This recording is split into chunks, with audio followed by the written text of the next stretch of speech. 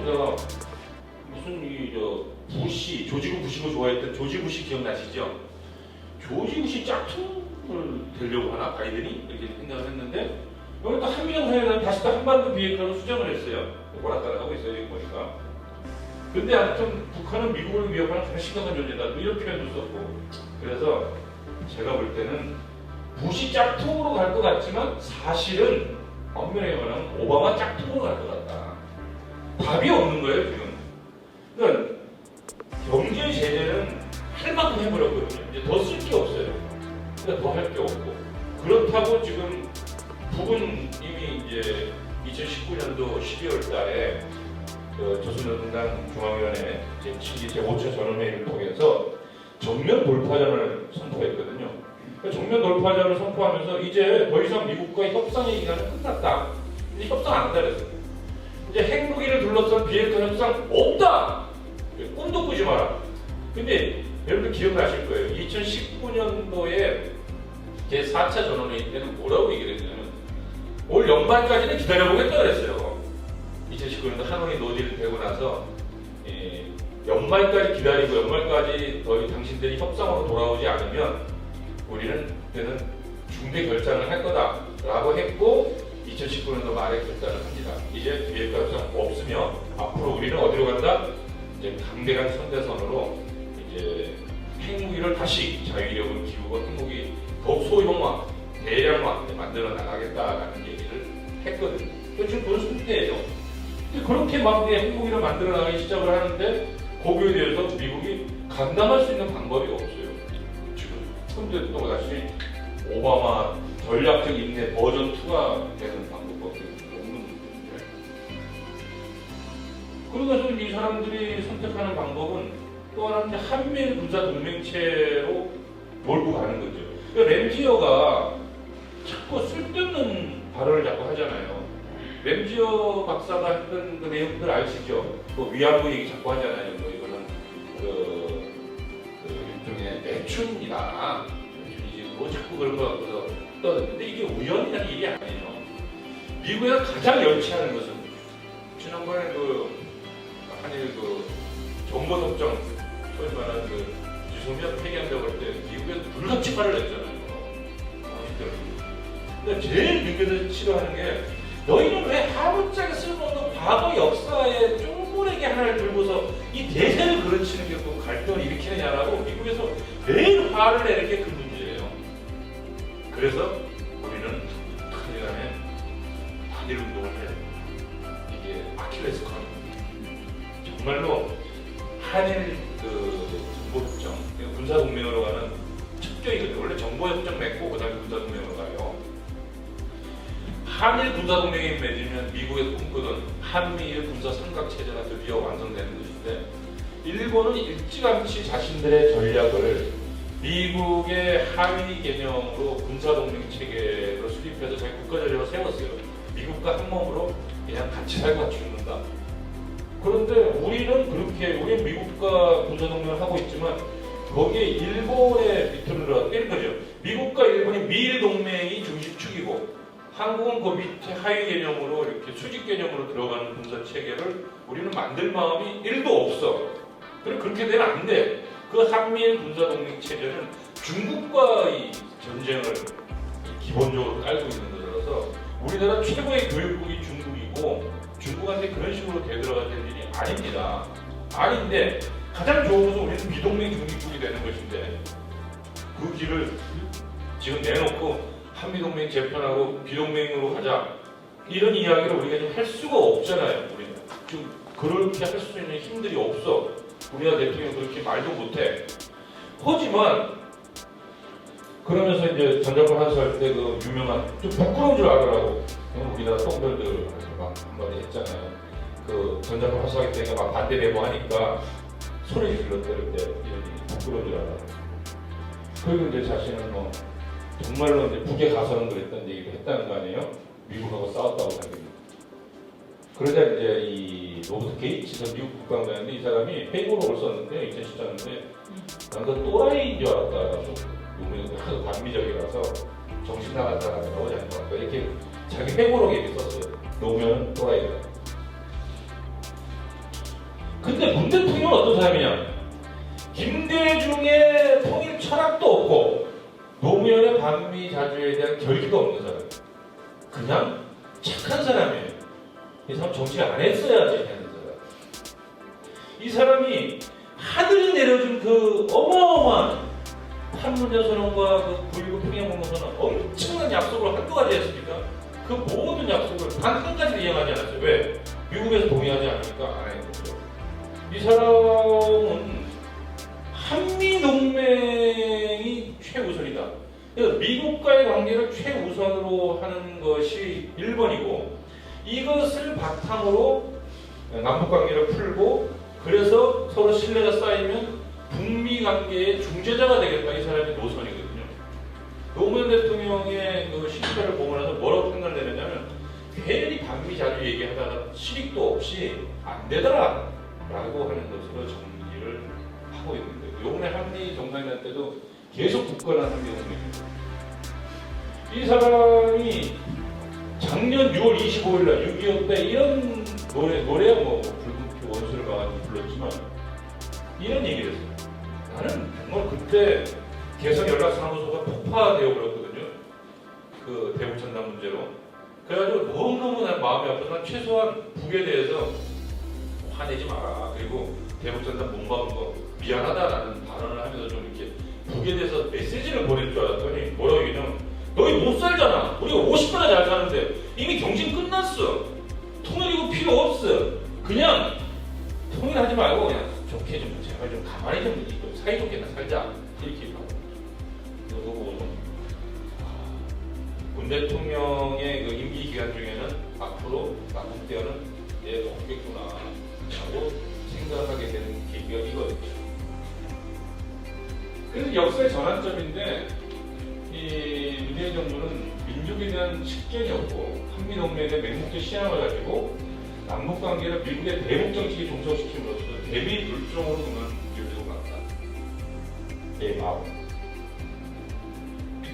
그래서 저는 이제 마지막 결론을 내리려고 하는 거고 어떻게 가야 되는 거냐 지금 어떻게 하는 게 옳은 길이냐 한마디로 여기서 패러다임을 바꾸자.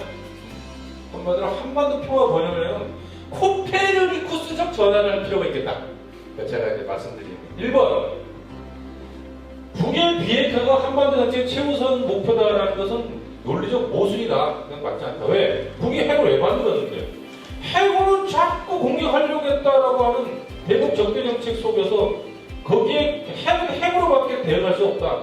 한마디로 핵은 뭡니까? 비대칭 전력이기 때문에 핵무기로 미국이 북을 없애버리겠다는 건 한국 전쟁 때 레바논가 50발의 원자탄을 떨구겠다고 할 때부터 전쟁 끝나자마자 53년도 이후부터 전술핵을 갖다가 한반도에 자그마치 1,500개 이상 갖다 놨을 때부터 모든 한미 팀스피트 훈련과 한미 연합 군사 훈련은 전부 다 핵무기에 의해서 북을 섬멸하겠다라고 하는 훈련을 해왔단 말이에요. 그래서 북이 핵을 만든 거예요. 핵으로 대응하겠다. 우리 평화를 지키겠다라는 건데 그것이 핵무기 완성했는데 어떤 바보가 그래? 자기들의 군사적 능력을 가까스로 만들어놨는데 아무런 보장도 없이 그 핵을 없앨 것 같아요? 바보입니까? 핵 아무런 없어요. 안 없어요.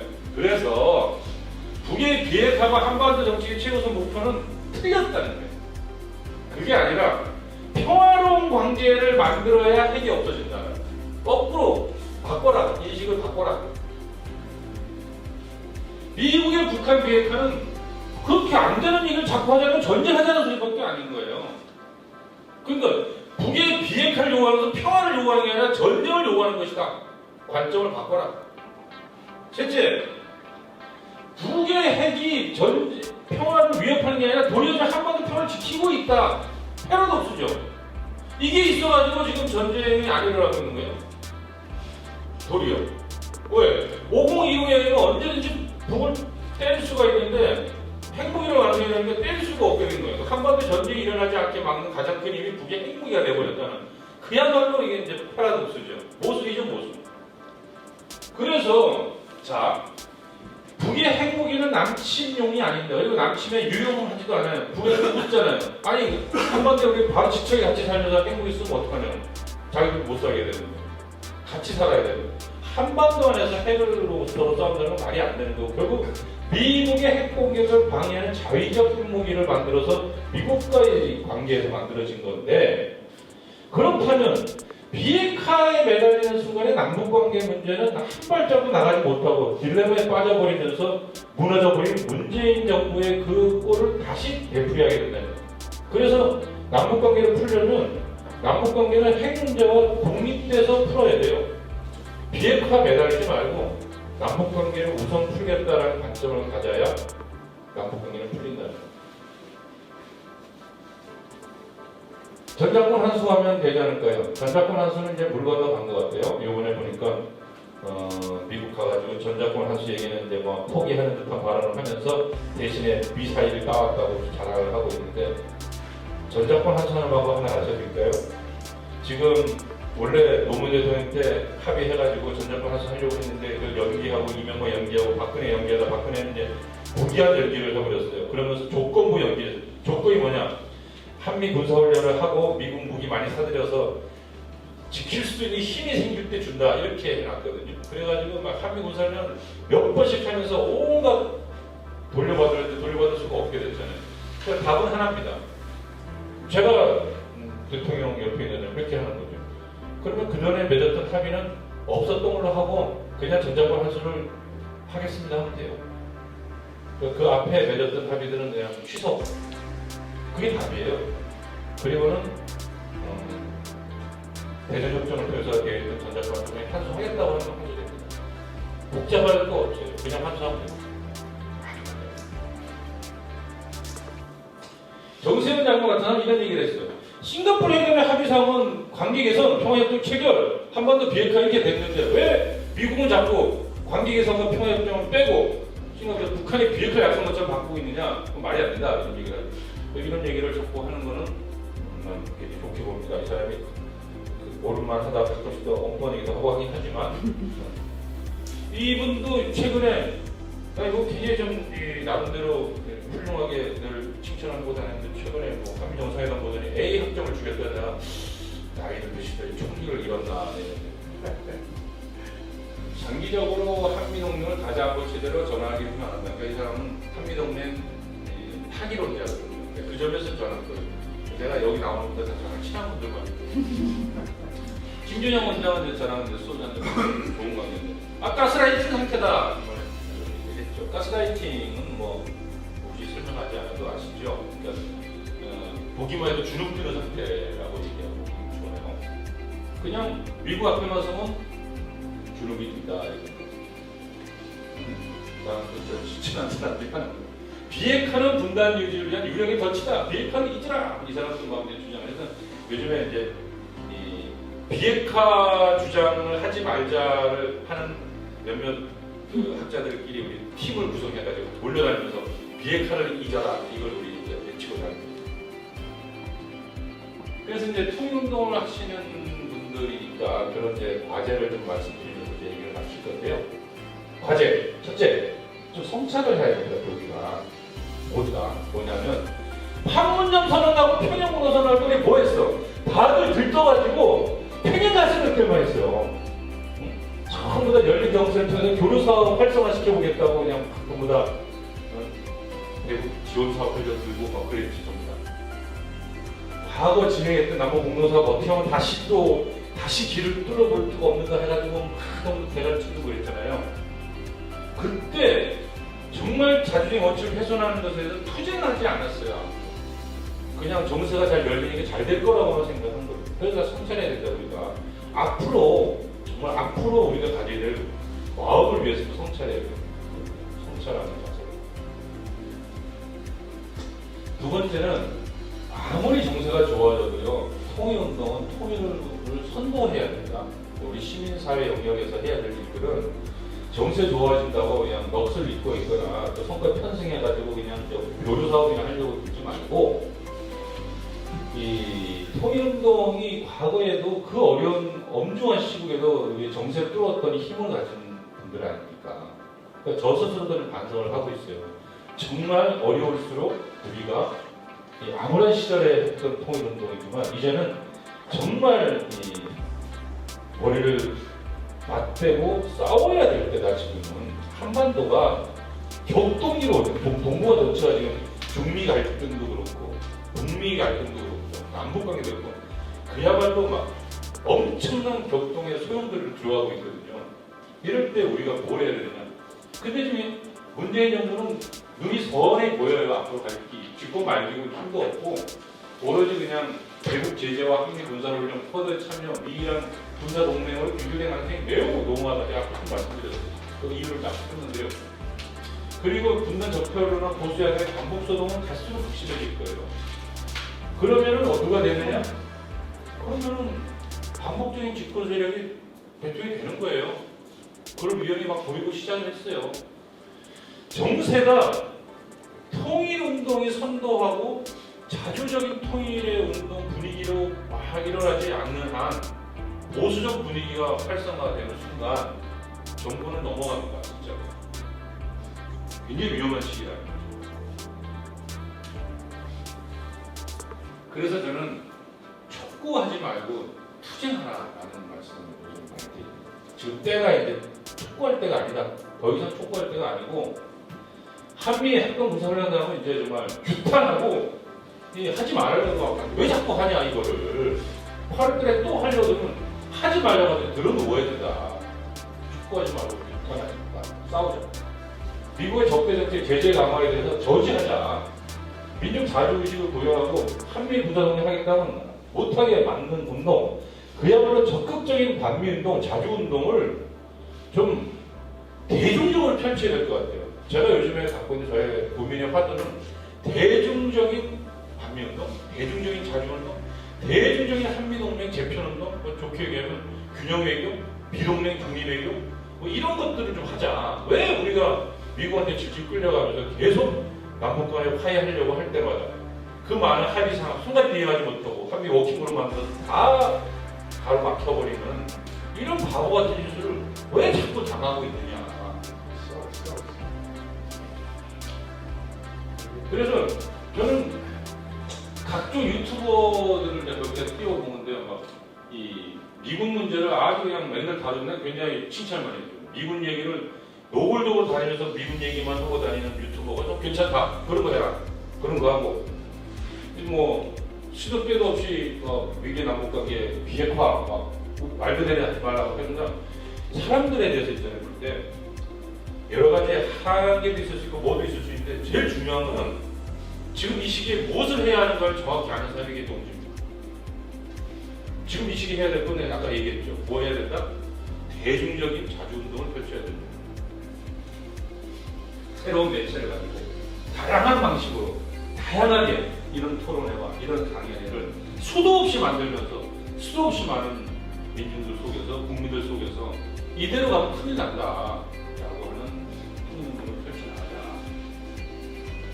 이 프로세스에 대해서는 굳이 제가 이야기를 하지 않아도 좋을 것 같아요. 왜냐하면 아주 짧게만 말씀드린다면 첫째는 평화 통일에 대한 비전과 비동맹 자주회의에 대한 비전과 동북아 평화 번영 비전을 가져야 된다는 것이고요. 원칙은 민족 자주 자결의 원칙이 필요하고요. 그래서 우리가 한미동맹으로 매달리다가는 망한다라고 하는 것이고, 두 번째는 남북관계를 주도해야 돼요. 미국한테 맡겨놓지 말고 우리가 핵 문제 보지 말고 우리는 중재자, 촉진자가 아니라 당사자다. 남북관계를 북미관계의 진전에 종속시키지 마라 라는 것이고, 아까 앞에 얘기한 거예요. 핵 문제와 남북관계를 분리시켜라. 풀 수 있는 방법은 평화협정과 비핵지대의 단계적 동시행의 원칙이에요. CVID는 이거는 북에서 안 받잖아요. 어떻게 만든 핵을 없애겠어요? 반면에 완전히 너 평화협정을 내고 난 다음에 핵을 없애라 하면 미국에 절대 안 받겠죠. 그러니까 결국은 어떻게 해야 된다? 한 발 한 발 가는 수밖에 없어요. 동시에. 그러니까 하노이 때 나왔던 안들이 있잖아요.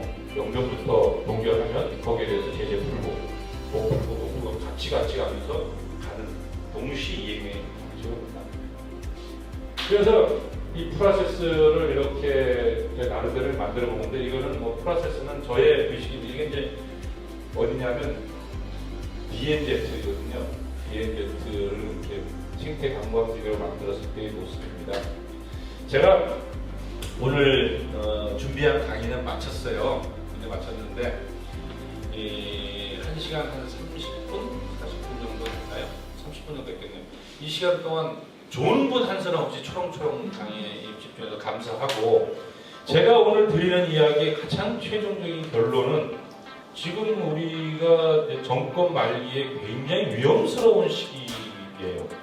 정권을 넘어가게 생겼어, 지금 상태로 가면. 왜냐면 정세가 이렇게 한미동맹 강화하고 보수적인 분위기가 강화되는 데다가 뭐 택도 없는 인간들이라고 봤던 사람들이 젊은 세대 교체까지 실현하고 막 이러면서 사실은 이 모든 이슈를 다 빨아들이기 시작할 수 있는 굉장히 위험한 상황이 진행되고 있잖아요.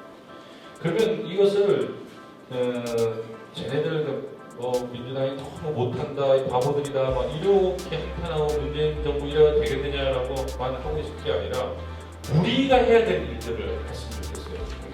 아까처럼 이 남북 관계를 풀고 또 미국이 펼치고 있는 다양한 이 한반도에 대한 그릇된 정책들이죠. 대북 적대 정책과 한반도 평화와 통일을 가로막는 행위들에 대해서 단호하게 우리 민족의 운명을 우리가 개척한다라는 그러한 마음을 모아서 손에 손을 잡고 그 통일의 운동에 힘을 모아 나갔으면 좋겠다라는 그런 당부의 말씀을 드려서 강의를 마치도록 하겠습니다.